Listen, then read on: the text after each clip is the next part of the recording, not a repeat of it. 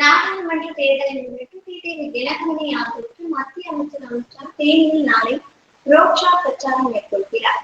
தேனி மாவட்டத்திற்கு வருகை தரும் மத்திய அமைச்சர் மாவட்ட நிர்வாகம் சார்பில் மேற்கொள்ளப்பட்டுள்ள பாதுகாப்பு பணிகள் நாடாளுமன்ற தேர்தலை முன்னிட்டு மத்திய உள்துறை அமைச்சர் அமித் ஷா கூட்டணி கட்சி வேட்பாளர்களை ஆதரித்து பிரச்சாரம் மேற்கொள்ள 2 நாள் சுற்றுப்பயணமாக நாளை தமிழகம் இருக்கிறார். தேனி, மதுரை, தென்காசி, ராமநாதபுரம் உள்ளிட்ட பகுதிகளில் 2 நாள் பிரச்சாரம் மேற்கொள்கிறார். நாளை மாலை மதுரை விமான நிலையத்திற்கு வருகை தரும் அமைச்சர் அங்கிருந்து ஹெலிகாப்டர் மூலம் தேனி வடபகுதியில் உள்ள தனியார் கல்லூரிக்கு வருகை தந்து அங்கிருந்து சாலை மார்க்கமாக தேனிக்கு வருகை தருகிறார்.